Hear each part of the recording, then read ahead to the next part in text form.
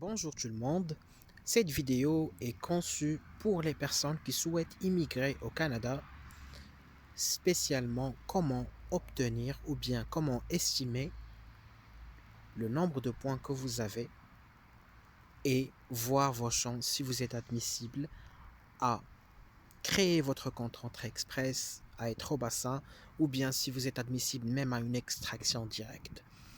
C'est très simple. Tout d'abord, nous allons se rendre Google, d'accord?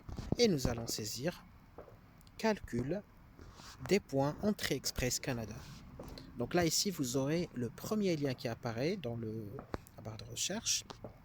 Système de classement global, SCG. Donc nous allons cliquer dessus.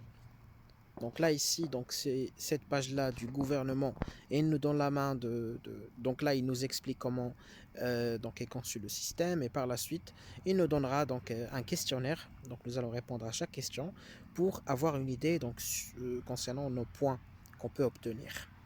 Quel est votre état matrimonial? Donc là, ici, si vous êtes marié, si vous êtes célibataire, allez, pour cette estimation, nous allons cocher célibataire.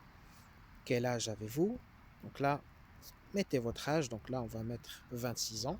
Sachant que dès que vous dépassez 30 ans, vous allez commencer à perdre des points. Donc je pense que vous allez perdre 5 ou 10 points à partir de 30 ans, de 30 ans. Et après chaque année, encore, vous allez chaque année perdre 5 points. Donc c'est pour cela que je conseille les jeunes qui souhaitent immigrer au Canada de bien planifier leur projet donc afin d'immigrer avant l'âge de 30 ans. Voilà. Donc quel niveau d'études avez-vous atteint? Donc là ici, donc, vous n'avez que sélectionné donc en fonction de votre diplôme, master, diplôme spécialisé, bac plus 2 ou bac plus 3 ou bien doctorat. Donc là ici on va sélectionner maîtrise ou diplôme professionnel, voilà, donc nécessaire pour pratiquer une profession réglementée.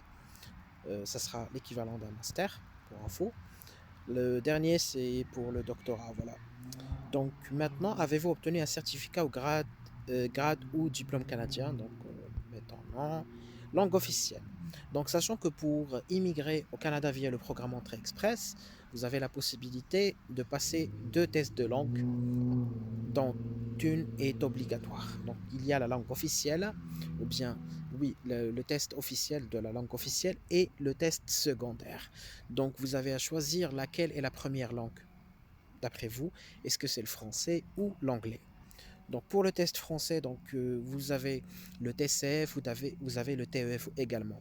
Pour l'anglais, il y a le fameux IELTS qui est très connu au niveau international et il y a d'autres tests dont un qui a été ajouté récemment.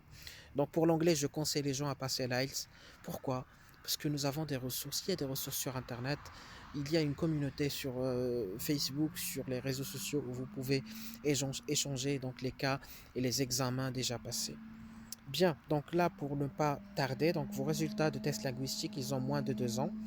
Oui, donc voilà ici, quel test linguistique avez-vous passé pour votre première langue officielle? Donc là, on va mettre TCF Canada. Donc maintenant, vous devez sélectionner votre score de chaque compétence. Expression écrite, orale, compréhension orale et compréhension écrite. Pourquoi? Parce que au préalable, avant de créer votre compte Retrait Express, il faut deux choses. Il faut avoir la preuve de fond, donc, parce que si vous aurez l'extraction, donc il faut avoir une preuve comme quoi que cette somme-là est bloquée dans votre compte depuis 6 mois. Donc là, nous pouvons détailler ça dans une prochaine vidéo, donc pour les documents à rassembler, pour le dépôt des dossiers.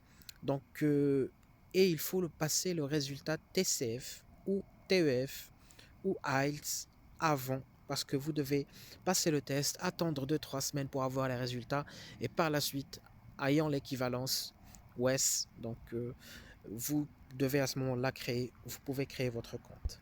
Expression orale, on va mettre 12. Compréhension orale, allons mettre un B2 aussi. Donc, compréhension écrite B2, avancée. Expression écrite, on va mettre 12. Donc, on va être un peu pessimiste juste pour vous donner une idée concernant le score. Donc, si vous, devez pas, vous souhaitez ajouter une deuxième langue, qui sera l'anglais, donc là, il y a des tests IELTS, PTE, voilà, donc, et CEL, PIPG. Donc, généralement, les gens, ils passent le IELTS. Moi, je vais mettre sans objet.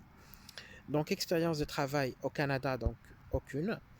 Euh, Là, ici, dans cette question, faites attention. Donc, au cours des 10 dernières années, combien d'années d'expérience de travail qualifiée à l'étranger possédez-vous? Donc, il parle de votre expérience dans votre pays natal, Algérie, Maroc, Tunisie ou peu importe.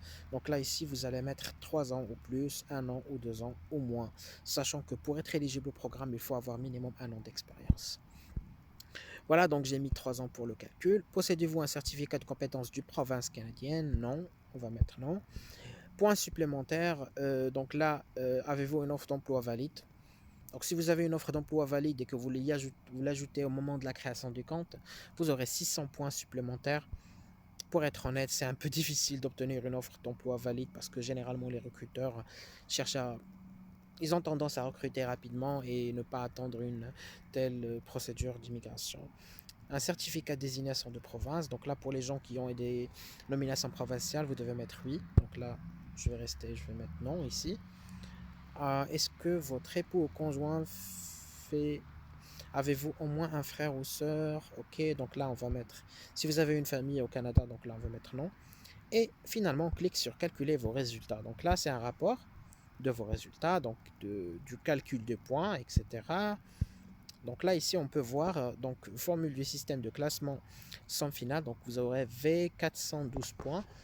Voilà, donc euh, ce score-là, il est pas mal, donc pour être au bassin déjà.